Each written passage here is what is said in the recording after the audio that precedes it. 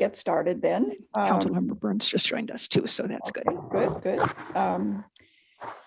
So we have a quorum, and so I declare the March 15th, 2022 meeting of the Housing and Community Development Committee to order.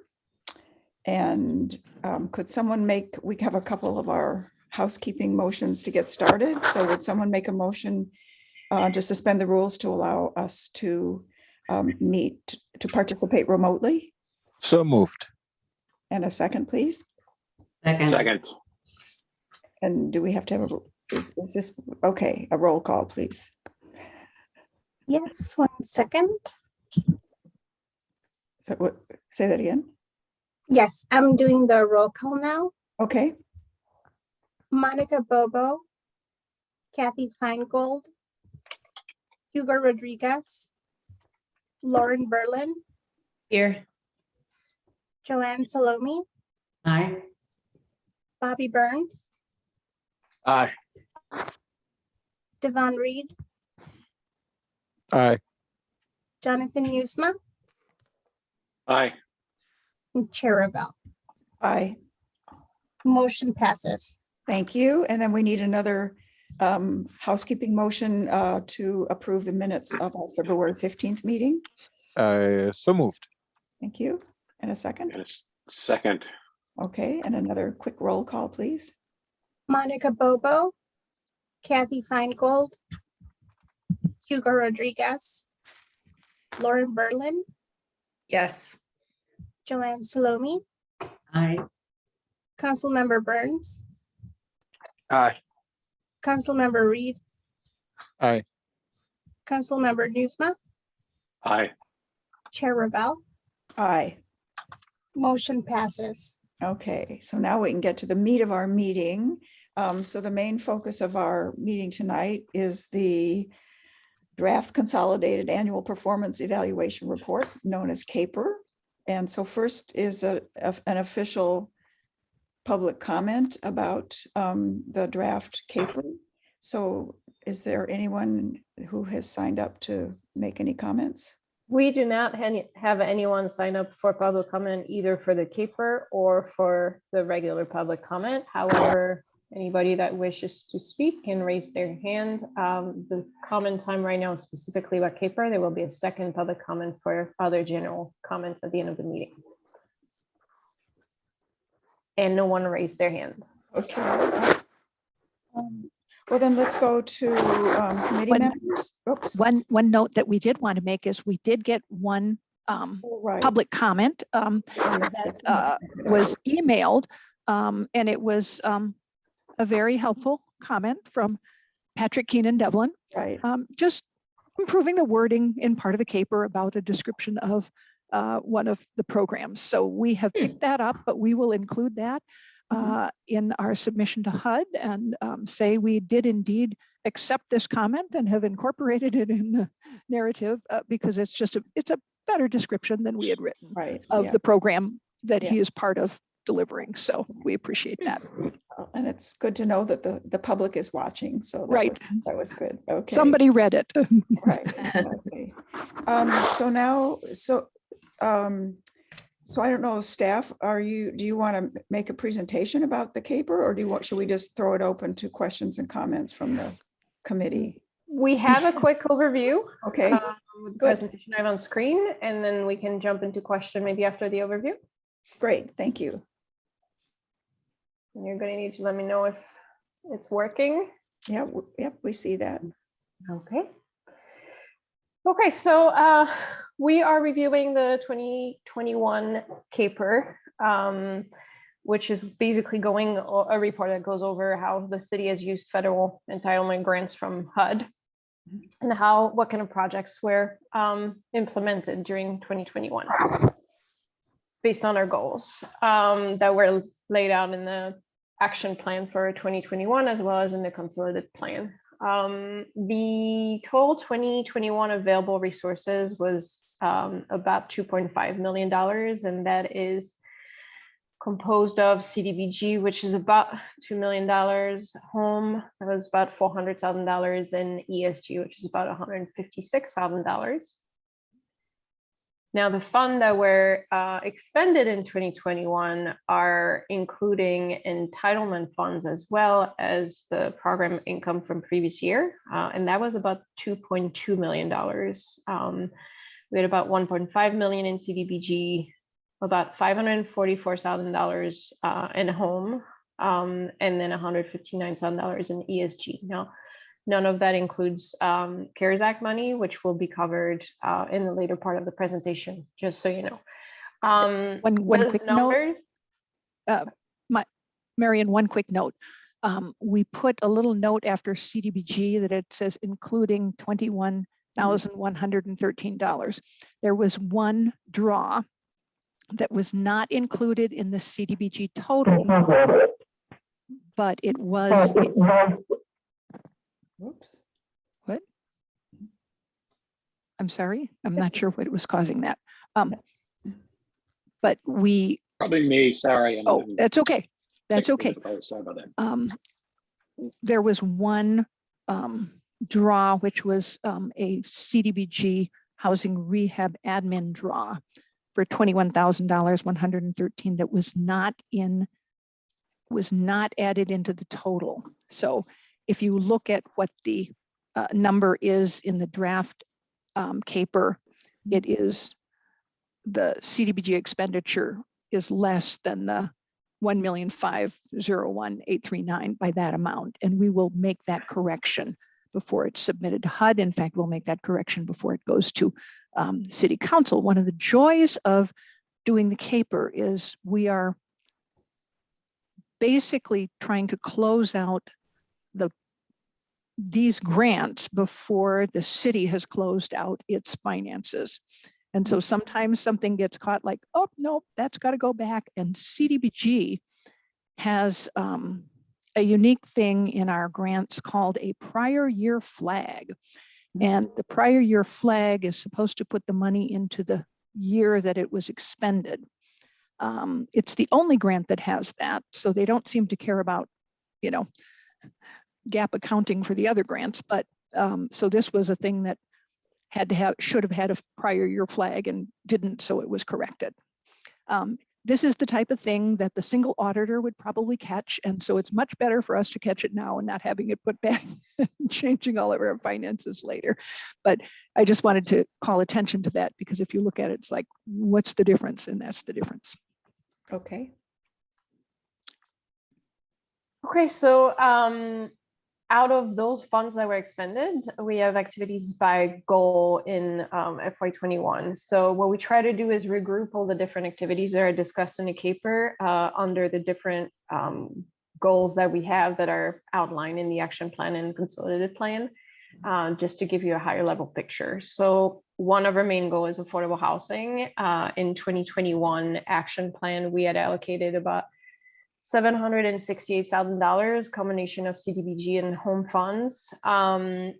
In 2021, we expended close to $1 million, and that was because we expended 2021 funds as well as carryover from prior years. Activities under this goal would include some of the housing rehab, which is still catching up from COVID-19. Kind of slow down and ramping up. The construction of one new affordable ADU that is underway, hasn't closed in 2021. It'll close probably in 2022. A final payment for the Anne Rainey apartment, which is a good chunk of this amount. That was the last one. And then our code enforcement activity within the CDBG target area, which for the year was about 1,500 cases. No, the Anne Rainey Apartments did the amount we expended in 2021 doesn't include the final payment. The final payment is going to be made.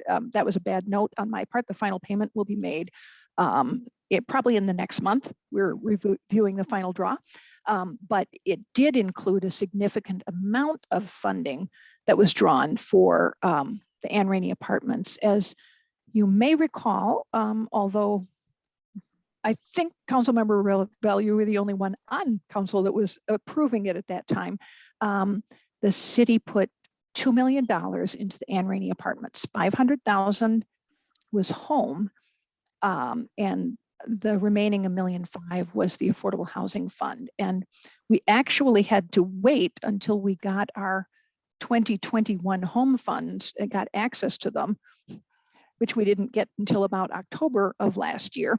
So that allows us to actually draw the full amount of $500,000 from home that we anticipated.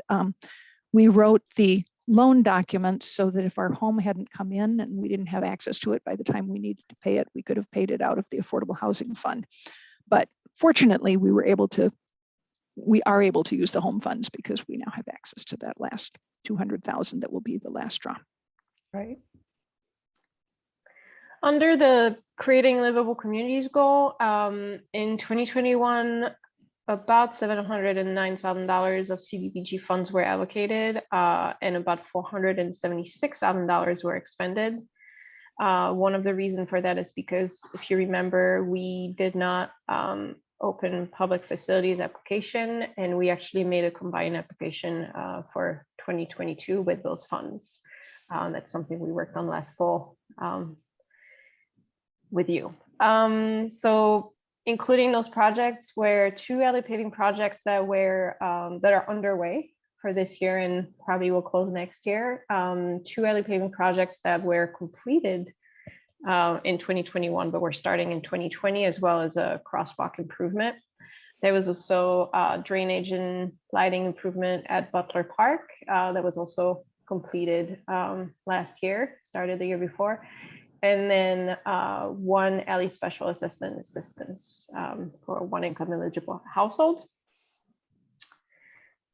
For the goal of addressing homelessness, we had about $278,000 of home and ESG allocated for 21, and we expended about $385,000. Again, there's prior year carryover here. And the bulk of this went to tenant-based rental assistance, TBRA, as well as ESG, rapid rehousing, prevention, and street outreach.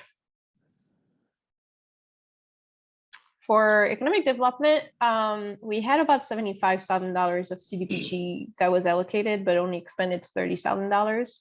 Reason for that is because most of our activities were actually done with CDBG CV. So it really left us with the final payment to Evanston Development Cooperative, and that was an activity that was started in 2020, and it was just a second year. They hired a second employee, and that was their final payment for that grant.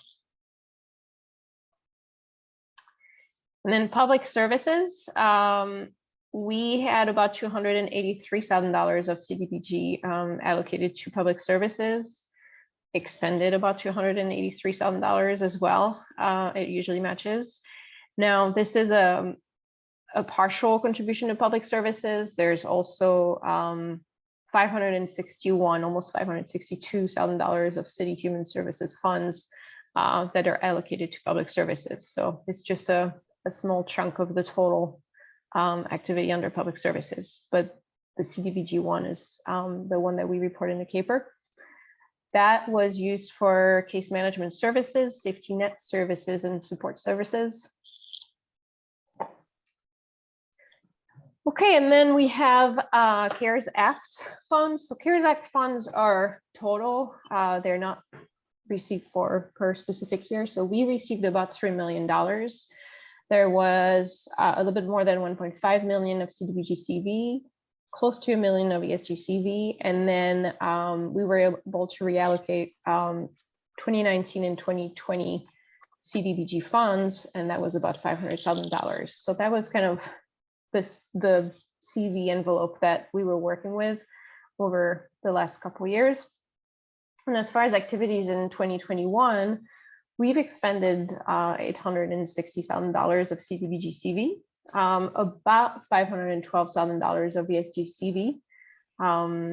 It's also good to note that all of our ESG CV will be expended by June 2022.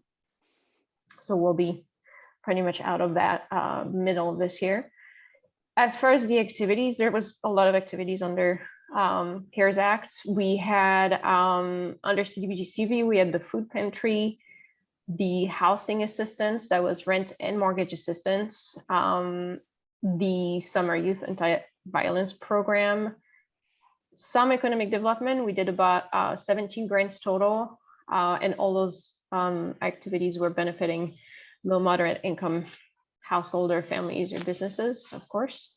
There was the start of a childcare scholarships that the bulk of the childcare scholarship is going to be taking place this year, but there was the start of it at the end of last year. So it's included here. And then there was some additional funding for shelter operation and drop-in services. So that's $124,000 that was provided on top of other available funding.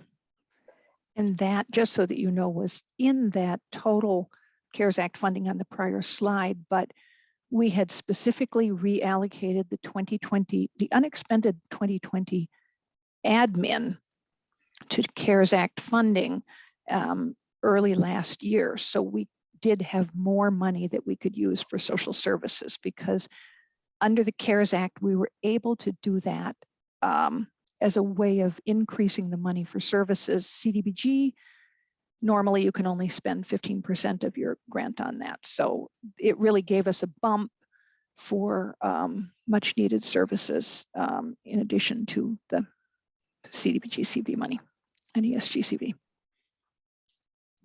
And then finally, we had rapid rehousing and homeless prevention under ESG-CV. And that was basically the high-level highlights of the CAPER for you. I'm going to stop sharing, and then if we want to go over any questions or comments. Yeah, so committee members, do you have any questions or comments? Give you a moment to think. Well, it just seems like, COVID really did mess things up for that year or two. And so this year, I'm assuming we're sort of back to normal on programs and allocations. You mean for 2022, we'll be more back to normal? Yeah. We will. We can talk a little more about that under staff reports, because they finally passed a budget and appropriations bills. The president signed it at about 1:30 today. So, yay. But one of the things that we actually have talked about is that a number of things that are ARPA funding will be coming to this committee. So we're actually going to have a whole lot of different things to look at. In fact, next month, I hope to have a request from the McGaw YMCA for ARPA and or affordable housing fund. We can, we have our choice of what funding stream we might want to use. It's not something that would be a good fit for home. So that will be coming. We are working on a childcare program or program funding for ARPA.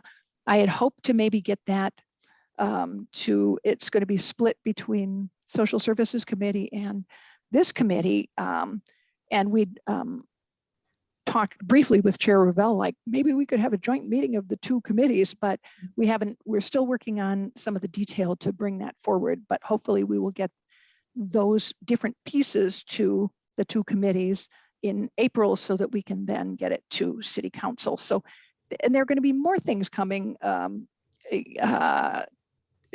to these committees, these two committees that are ARPA related, as well as our normal federal entitlement grants. So I won't get into the amount of funding yet. I'm going to be quiet and let you ask other questions. Sarah, the McGaw YMCA project is in the 4th ward. So I've had a few conversations on that. Do you have all the information you need? Everything looks good to bring to this committee next month? I hope so. I haven't seen all of it, but I've had a number of discussions with Jody Wickersheim, who's the person putting the information together. I think it's a very clear tie to COVID, because some of the changes they're making to the facility are specifically to accommodate the safety of people living in nonetheless, it's an SRO, and it's one of the few SROs that still exists, and it's a very valuable property to Evanston because of the number of people it serves. They're going to be reducing the total number of rooms from 172 to I think 156, very close to that anyway, to do some slightly rearranging and making 4 units that will be standalone units. So if somebody is ill or has some kind of disability, they can be short-term, have a place where they could isolate if they needed to, if they had something like COVID, or if they had something else, so if there was some other physical need that they needed to be more separated from, and not using the, they will still have bathrooms that are not private to every unit, but they will have much greater privacy and other things with that. And a really important thing is building a standalone entrance for the residence facility, which not only allows them greater, I mean, it's like it's to their part of the building. They don't have to go through the, it's a safety and a security thing, because then the Y doesn't have the issue of having the main doors open, and it's also, it gives the residents their own door, their own space. They're going to have enlarged space that they already have, but it's going to be improved and expanded with bike room and all kinds of stuff that really gives them more of a sense of this is where we live, and it's not just rooms on top of the Y. I used to work at the Y. I think that this is a really good upgrade to the facility, and I think it'll be very beneficial. So what we are working on, Councilmember Newsma, is what kind of affordability restrictions, if you will, are they going to sign off on with all of our housing things. We tend to have, we have affordability requirements, but they don't fit the normal, just using the AMIs that we use for our home and CDBG. There's some unique things that they provide that virtually nobody else does. People with general assistance can afford to live at the McGaw Y. And these are things that are really, really important to providing places for people who really are very low income. So I'm quite certain we can have something as a recommendation for you all. Yeah. Well, and my understanding is the facility has not been upgraded in a long time, so it's a well needed. It is. Yeah. Right. Over the years, we'd put small amounts of CDBG in. Like one time we replaced all the lighting in the hallways, because I got to tell you, they looked like tunnels, but they still needed a lot of improvement. There's still a lot more, and this will be a vast improvement, and really a much more appealing place for people to live in, and providing much greater dignity to the residents. Is there a limit and a time limit on how long someone could stay at the Y, or is it it's open-ended? It's very open-ended. They have some people who have lived there for 20 years or more. Not that many, but there are some. And it can be very important for that reason. It is, there are people who have fallen onto hard times who then have a place where they can afford to stay in their community. And we've had Evanston residents who've lived at the Y. We also have Evanston families who have somebody who is, not necessarily making a lot of money, but the family is in Evanston, and family members want their family member to be near them. And the Y has served that purpose too, giving people independent places where they can live, but still near families who have lived in Evanston for many years. So a lot of different people live at the Y, a remarkably broad array of people. And there are a lot of, even though there are a fair number of people who are seniors, the Y is also very careful to provide services and other things that can help people stay there for quite a while. It's not like they are full ADA, but they do have elevators and they do have the ability to have somebody live at the Y who may not be able to manage as well in a standalone apartment, especially if it's in a walk-up building or something like that. So it is a unique facility, and I believe, I think the Leaning Tower closed its men's residence. So I think it's the only, or it's residence. It wasn't a men's residence. It was both men and women.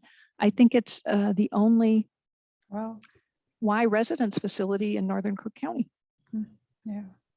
Well, it'll be good to learn more about the facility, and because I think it's something that a lot of people in the community don't realize is even there. And Yeah. obviously providing a really important service to a large number of people. Absolutely. Yeah. Any other topics that people would like to talk about here? And I did have a question about the rehab program. And I was wondering, how do we identify a household that is eligible for and needs the rehab program? And do we have a waiting list of those properties, or how does that work? We do. People can find out about the rehab program in a number of ways. One way is people who have code violations are sometimes referred to the program.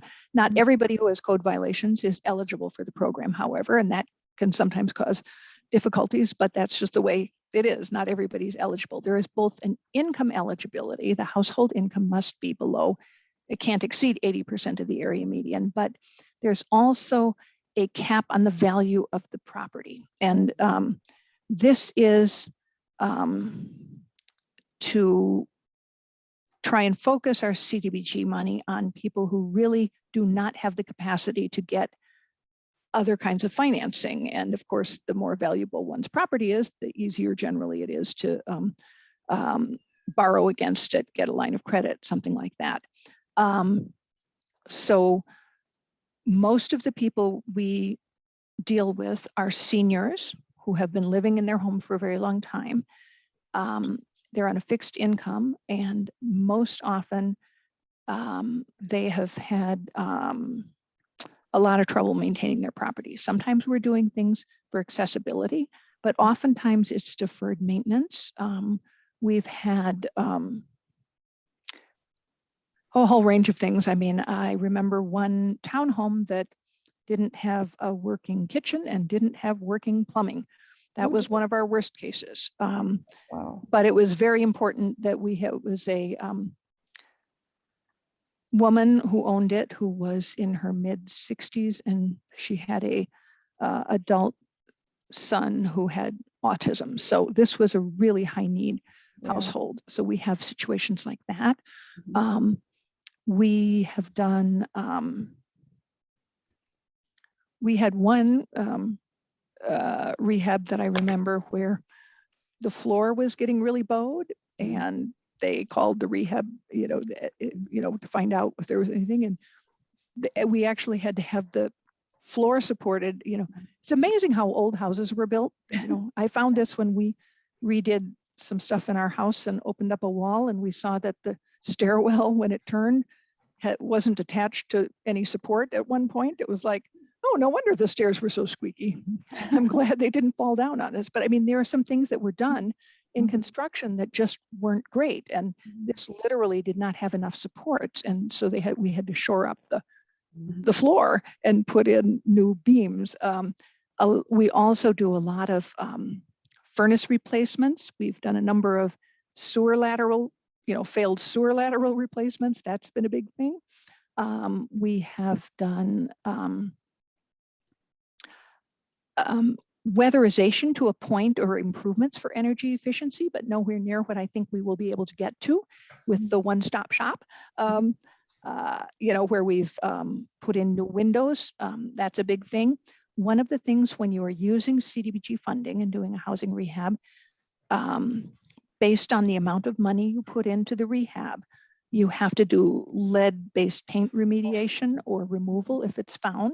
So, there are a lot of things you have to do. What we prioritize is when we are working with somebody, we look at any life safety needs, obviously, because that's critical, but we also look at key systems, like if they needed a roof because it was leaking, but we also look and see that they have a furnace that's, failing or something like that. It isn't dead yet, but it isn't doing well. We try to replace systems or improve systems.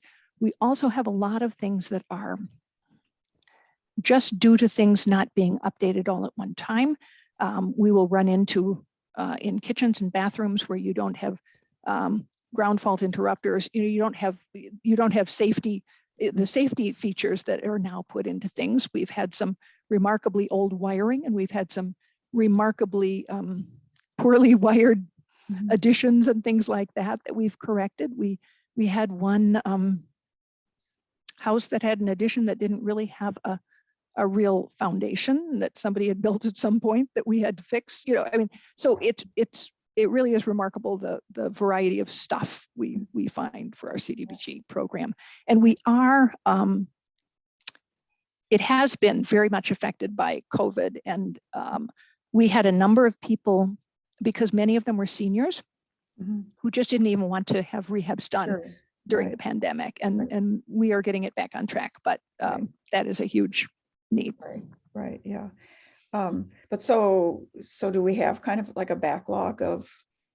Yes, we do. I don't know exactly how many, but we have, I think, are still on the list.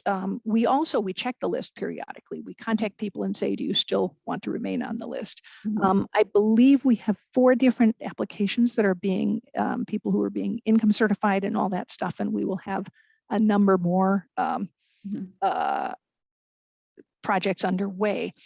We keep a waiting list because once you income qualify somebody, if you don't start the rehab within a certain period of time, then you have to go back and re-income qualify them. So we don't want to do that way in advance. We did have one person last year was all ready to go and then withdrew for personal reasons. So we've it has been a very, very weird last few years. Normally we would do 7 was an average number of rehabs in a year, 7 to 9 maybe, especially when you're doing pretty substantial. This isn't doing something like fixing something small. These are $30,000 to $50,000 rehabs. So yeah, right. And when I read that section of the caper, I did wonder whether some of those would be, ready for our one-stop shop when we have that up and running. I hope so. Some of them, we're going to continue to work with the people as we get to them, because some of them have needs that really need. But if we see somebody that we really think would be better as we get that going, we may absolutely try to refer them or say, hey, would you, do you want to proceed right now? Right. Yeah. Okay. So any other, it's quite an amazing number of projects and services and households and individuals that all this funding helps. So it's very impressive. It is. And one of the things that I really think is, we talk about reaching people of greatest need and making sure that we're reaching our African-American, Latinos, and other people of color. And when you look at these are the type of things that we track, and they are outlined. One of the weird things is the caper doesn't have columns for all the different, or doesn't have rows for all the different versions of race and ethnicity. But, I think what's really important is if you look at the CR10, as it's called, the racial and ethnic composition of families assisted. And, out of just shy of 6,000 assisted through CDBG, over 2,600 of them were Black or African American, and 278 were Asian. So we really are reaching our people of color at a much higher percentage than their percentage in the population, which I think is important.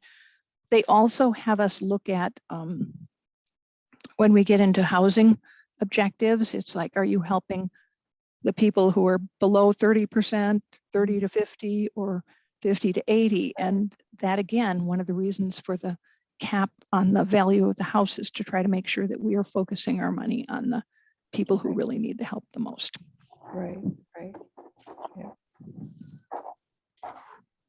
And then the Okay. other thing I just wanted to point out, because I always think it's so funny, with home, we have to track how much home match the home, when we use our home funds, we have to get a 25% match for all of our home matches. And because we have very successfully leveraged some very large projects, coming into this year, remember, we get about $350,000 of home a year, right? We started out with over 13,000 of carryover, 13 million of carryover match. Whoa. Anna was working on this. So we could not match our home funds for about the next 95 years and we'd still my have gosh. match. And that is because of the way we've leveraged other funding. We are counting in this year, and the last year we added in the leveraging for the Anne Rainey apartments where we put in, they're only seeing, Mhm. so I think that shows that we're effectively using our Right, funding to access other funding, which is very important. right. Yeah, definitely. Okay, well, if nobody has any other aspects of this to discuss, then I think we're ready for a motion. We need a motion to approve the 2021 Consolidated Annual Performance Evaluation Report and a recommendation then to City Council. The council approve it at its March 28th meeting, if someone would make that. So moved. Okay. Thank and you. and a second. Second. Thank you. Okay, so could we have a roll call, please? Yes. Monica Bobo, Kathy Feingold, Hugo Rodriguez, Lauren Berlin, Aye. Joanne Salome, Aye. Councilmember Burns,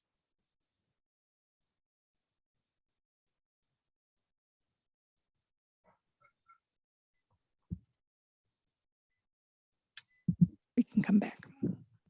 okay, I'll come back. Councilmember Reed, Aye. Councilmember Newsma, Aye.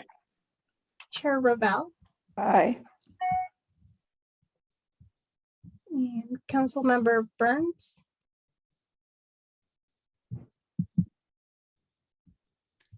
Well, I think we have enough votes to approve this. Motion passes. Great. Okay, thank you very much. And then, whoops. Sorry, I'm just wondering if we need to also close the public comments. Oh, okay. How do I just? I don't know that we have, Do I declare we them haven't in closed? the past voted on that. We've just said it was Okay. closed. So, Right. Okay, and there was none. Mhm. Yeah. I think we're okay. okay. So now we're ready for the staff reports, and I guess we need a motion to be able to discuss the staff reports, please. I motion. To discuss staff reports. Second. Okay, staff, take it away. Okay. Well, they passed this enormous Consolidated Appropriations Act. It's $1.5 trillion, or some crazy number like that. And HUD got 53.7 billion, which is an increase of 4 billion from last year. Wow. And almost every program got slight increases, except CDBG, which is, it was reduced by 150 million, which is about a 4.5% reduction. So we might be close to steady. We are likely to get a little bit of a reduction. Now, the problem in predicting these is every year the formula changes. So HUD has 60 days from today to rejigger the formulas for these 3 grants. And so we will know no later than 60 days from today is the theory. So that was a little bit of a disappointment because earlier when they were working on the appropriations bills, there were increases for CDBG Home and McKinney-Vento, which is where our ESG funding is. And the reason that it appears that the CDBG got a slight cut is CDBG is in a part of the budget that is called the Community Development Fund. And in addition to CDBG, there sometimes is a funding stream called Economic Development Initiatives, which are also listed as community project funding / congressionally directed spending, which is what used to be called earmarks. And so there is approximately, there's a little over 1.5 billion in this budget from HUD for these earmarks. And that's interesting because it's the first time in at least 10 years. I don't remember earmarks in any of the budgets that I worked on recently. So if it were here when I was early, it's been a really long time. And I haven't had a chance to check to see if we have any earmarks. I don't think we do. I think we would have heard about it. But Home got a very slight increase. So we will have probably steady or slightly higher funding. And so did ESG as a part of the McKinney-Vento. I think that much of what's been happening is as Congress has discussed and gone over all of the other things with the infrastructure bill and now still working on the Build Back Better bill, they finally just decided they had to get something approved. So it's a bit of a disappointment, but at least we will ultimately find out what our grants are and be able to get to work spending them. CDBG is the one that is most affected because, of course, our public services funding we're supposed to spend in our fiscal year that is awarded, which is always a challenge. So we will be working on that. Obviously, the rest of funding is more flexible, and we do carry over many of our capital projects, as you saw. We start them in 1 year, do the bulk of the construction, say on an alley paving, things like that. And we already approved the funding for that as part of our draft action plan, but we won't do the final action plan until we get our grant amounts and can put all those dollars in, and then we'll come back to the committee before going to council. Okay. So the next great document you get to look at that's mostly full of stuff that doesn't necessarily elucidate what we're doing very well. So, but So any questions or comments from the committee about this budget business? At what point does do things get recalculated based on the census? Not for a while yet. I don't know that the census numbers have been used, will be used in this formula, but they might be, because it's just, if they're doing it just based on the total community numbers. I honestly don't know that. I'll see if I can figure that out. They do use new American Community Survey numbers to some extent, but the formulas are really kind of a black box. I never see them. But interestingly, for CDBG, there are 2 formulas. There's an A formula and a B formula. One of them is primarily just based on the percentage and number of people living with incomes below the poverty line. The other one combines that with old infrastructure and old housing. And that is the formula that Evanston normally gets a higher percentage on, and you get your higher number based on which formula. And that is because of the age of our housing stock, the likelihood of lead-based paint, and just deteriorating housing stock. So, Okay. All righty. So landlord-tenant services. Yes. So we had some productive meeting with our small but mighty working group on Okay. the surveys. And what was discussed was the potential of doing 2 surveys, split specifically by kind of intention and timing.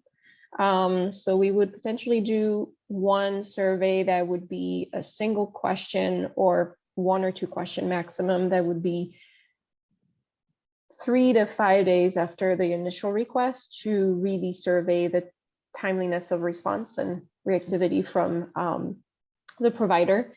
Mhm. And then a second survey that would focus more on satisfaction with the experience, which would be further down the line, probably 4 to 6 weeks. And this may be a initial first question around satisfaction and then follow up several questions.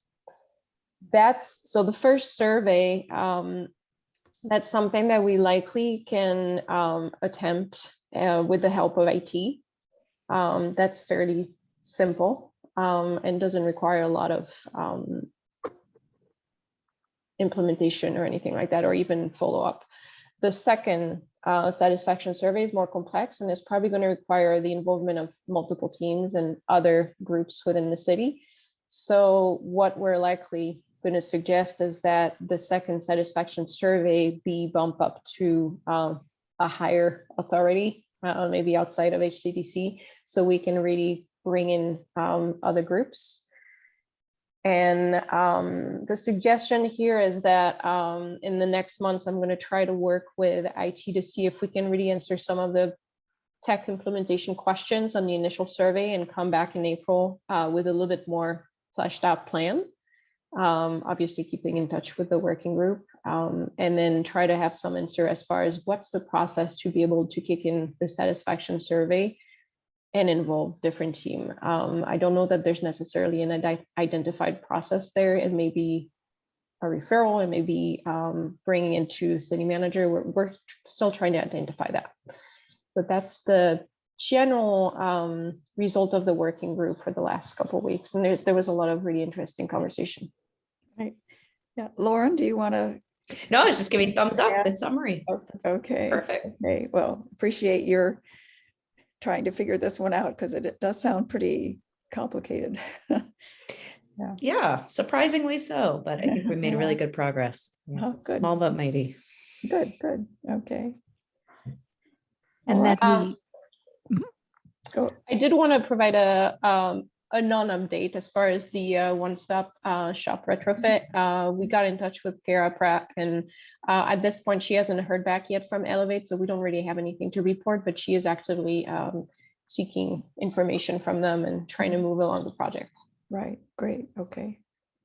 We did have some discussion at council last night about how much that program is going to cost, or at least what portion will be the cities. Mhm. And so we're thinking at this point, $1 million plus, perhaps, that ballpark, rather than a few $100,000. Absolutely. I think this is a major program and it has to be funded at that level in order to get it going. We hope to layer in CDBG where appropriate as the part of the source to do the work as appropriate, but also I've got my call into CETA to find out about the weatherization funds and stuff like that. I got to tell you, I find out more frustrating things about different funding streams. So weatherization, I'm talking about how we need to improve housing. And it's like, so with weatherization, you can't do things like put in air conditioning for somebody who needs air conditioning. You can only fix or replace air conditioning that they already have. And so I'm just saying that because as we look at all these different funding sources and we look at health outcomes for people in housing that doesn't have, isn't in good condition and doesn't have good air filters and doesn't have air conditioning as we get hotter and colder. Right. It's frustrating to me that so many of our funding sources have such limits that makes it really hard to figure out how to braid or layer the funds to get everything you need, even if Right. you can make sure that people are the right income to meet different funding sources. So I think it's going to be necessary to do some work with ARPA funding, or we will never have any examples Right, of what right. we can do, which is critical. I think one of the things we have to do is show how we can improve things so that we can get people on board. And I'm hoping that I can try to get enough other people saying we have to make it easier to use some of these funds, because I don't know when the weatherization program first came into being, but it was some time ago. And at one point, air conditioning was always considered a luxury. Well, I don't think that's true anymore. And so these are the types of examples of old program design features that really can make it harder to do things that I think are important. So Yeah. Okay, well, we obviously are eagerly looking forward to getting going on that program. So yes, I also wanted to say very briefly that we've been doing some research on landlords, and we hope to get some more small landlords. We have a list of some that we'd identified that from just people that staff know and things like that. But we also have talked to connections on some of the other organizations that provide housing assistance and or place people in affordable rental, relatively speaking. And we are probably going to have to do some contacting individual landlords to find out if they're interested in the program, and if, where they fit in terms of total number of units. And Ugo, of course, is out of town right now, but when he gets back, Councilmember Reed will be getting that small group together too, because I know you're the other right. Yes, council and member that's on that's that. why I raised my hand, because I was just gonna say that Ugo and I still, and Sarah and the whole team still needs to get together on that. So Yep. thank you for keeping the ball moving. And then as soon as you're ready to have that, organize that meeting, Ugo and I can step in and assist and be a part of that. Absolutely. Thank you. Great. Mhm. Because I mean, some kind of landlord program is part of ARPA too, isn't it, Jonathan? We've I put it think under so, there. yeah. We've listed it, Listed whether or in not there. it was, and I honestly think that it would be the best source of funding for the small landlord program, because it does not have the restrictions. I tried doing, well, Marion and I tried, I can't give myself, had a number of discussions with HUD about using CARES Act, CDBG, Right. CARES Act funding. And we were told that the need has to be directly tied to COVID. So if they have a tenant who isn't paying their rent because of COVID impact, then they'll get helped through that. And the reality is it isn't that simple. There were people who didn't always pay rent, who didn't have any direct impact of COVID. We even tried a lot of people make bad decisions in certain situations, because if they're told they can't get thrown out and they're not very economically well off, they're going to go, hey, well, maybe I just won't pay my rent on time, or I won't pay it. And so all of these factors were not allowable as an impact of COVID. And so we do have some evidence, not just from talking to our landlords, but there are studies and things that we're researching and finding that have been done on the impact on smaller landlords, because I kind of mentioned this yesterday, where we want to try to define a class of landlords, like certain sizes and the rents they charge and things like that, who we can then say they were impacted as a group, and we can tie assistance to maybe their number of units they have, or the number of units they had out of service for a time, rather than underwriting each one as a business, as if we're trying to show like how much money does each one need, which gets really pretty onerous. So I'm hoping we can work that out, because I think that that's really what we want to be able to do, just as we could give small grants to other businesses. I mean, the CDBG CV business grants that Marion was talking about, people could get up to $6,000. Not all of them got that much, but just having shown that they had lost some income due to COVID-19. And that isn't a ton of money, but it was a ton of money to some of them. So, but we were not allowed to do that with landlords. We said, can we do that? And they're like, no. And it's like really frustrating. Yeah, So. yeah, right. Okay, Enough on that. right. Well, I think that's the end of our agenda. So Marianne, is there anybody in public comment? Okay. Yes, we have one person that raised their hand since the beginning of the meeting, and I believe it might be Tina Payton. I'm gonna unmute her right now. Okay, thanks.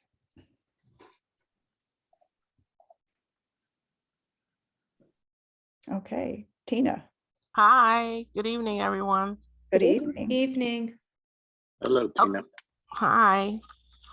Okay, so I was hoping, I know sometimes we go back and forth, and I was hoping that I could ask Sarah Flex a couple of questions about the YMCA. How much money did you say that they were you were putting for improvements there? Or you didn't say anything about the money? That hasn't been finalized. They haven't put in their specific request yet, the number Okay. request. And okay, so how many rooms are in the YMCA for rental? 172 now. I think it's going to go down to 156 Why, in their rehab. Mhm. Oh, so they're gonna rehab the whole place. Floors So 3 through 5 will 170 be substantially rehabbed, and they'll build a new entrance. Okay, so it's 172 now, and you said how many was going down to? I think it's 156, but I'm not absolutely sure. That would have to be checked. 156. And do you know what the zoning is for the Y? No, I haven't been involved in the zoning for the Y, Okay. but And it has so- been looked at by our zoning people. All right, and so would the Y be considered a rooming house? I don't know what it is classified because it's in a facility that is a fitness facility. So I can't get you those. I don't know, Tina, but I can get you those answers separately. I have an answer for that. It's my understanding, based on a conversation with the zoning department, that the Y has 2 zoning designations, including recreation as a special use and also a rooming house. I guess it's got dual designations, but the residential portion is zoned as a rooming house. It's definitely non-conforming, Legally non-conforming. Legally non-conforming Without a special use, because it essentially was grandfathered in, as I understand it. It's been there a really long time. I think it was built in the very, very early 1900s. I should remember that because I walked by the plaque long enough times when I was working there. So at the YWCA, are you familiar with how many rooms after their remodeling? How many rooms are there now? Off the top of my head, no, they did increase the number of rooms they had by quite a bit because it's a totally different facility. Well, I hope in the future, you mentioned general assistance. So someone could apply for general assistance now and go into the Y, or, for help. The Y has for many years housed people who are on general assistance if they choose to live there. So I hope in the future meetings here, kind of general assistance has fallen to the wayside. Like a lot of people are unaware of general assistance and what, they've changed the amount that they would help for rent. And a lot of people are not aware of general assistance. So I'm hoping at future meetings, maybe that you could talk more about how someone could get on general assistance and what are the new regulations for that. And I know that in the past, they only allowed $150 a month. And I know some years later, they said $600 a month. So, but I know a lot of people don't know about general assistance, especially after they moved from Maine and Dodge. So I'm hoping that maybe this could be a discussion later, so more people would find out about general assistance, or somehow, I don't know if there's a way that people are, that the city is promoting general assistance, or sometimes they call me for apartments for people. But a lot of people that I talk to that I might be trying to help as a tenant, they're not aware of general assistance. So I was wondering if there was some way that we could get more information out on general assistance. Well, I can certainly talk to our Human Services division that manages that, because it is on our website and they are in contact with most of the other social services providers. In fact, I know that Indira and her group go back and forth, and actually did a little bit of help in the early stages of our rent assistance when we were first starting out with the CDBG CV rent assistance. So I think the providers are pretty familiar with it, but we should probably look at how we promote it along with other services. And so we can certainly look into that. Okay. Yeah, make sure the library has information about. I assume. Yes, they I'm do, but- quite sure they do. Yeah, but I can double check that too. Okay, just a couple more things, please. So I wanted to know, of course, I'm a small landlord, haven't heard from anybody. You're on my list. And then also about, okay, so I wanted to make a comment. Oh, I wanted to ask, do you know how much money is left for SEPA that received the 484,000, I think, for the home improvements? Do you know how much money is left? And I think, isn't it supposed to be spent this year? They have not expended it all. I can tell you that one of the problems of expending it is this is an IDA program, and IDA has to get a sign off from the State Historic Preservation Office on everything they do, the SHPO. And there is a huge backlog of things on the SHPO right now. They are not getting those things taken care of. And one of the things that IDA is likely to do is to extend the time for that program overall. It's the owner-occupied rehab program, and virtually every organization that has that funding is having the same problem. There have been some other oddities at IDA programs. The program that the city had gotten for a number of years, which was the it was not the Strong Communities grant. It was the it was a grant that the city's health department had gotten for a number of years that we used for cleaning up and boarding up vacant properties and cutting grass and getting rid of fly dumping. It was the Abandoned Properties Grant. That was what that one was called. And we had gotten, I think it was our 5th year of getting $75,000 to do that kind of work. And we got a letter from IDA saying that they were told that it didn't fall under the source of funding that they were using. So it was no longer going to be, that we couldn't use any of that money. And so that grant has gone away. So there are some oddities with some of the IDA programs right now that I don't really have an explanation for, other than, somebody challenged it and that one's gone. So I don't think the SHPO has nothing to do with that, but there's just some weird stuff going on. The State Historic Preservation Office has had, I think, a very large changeover in staffing and is probably vastly understaffed. Okay. But, all right. Okay. So my last statement. All right. So based on what you say about the YMCA, and that is considered a rooming house. And as many of you know, that Councilmember Nusma had a presentation on Sunday with Connections for the Homeless, and they're trying to buy the facility and run as a rooming house. I believe they are a shelter, based on the definition of rooming house, which you said that you've had some people at the Y live there for 20 years. And at the meeting on Sunday,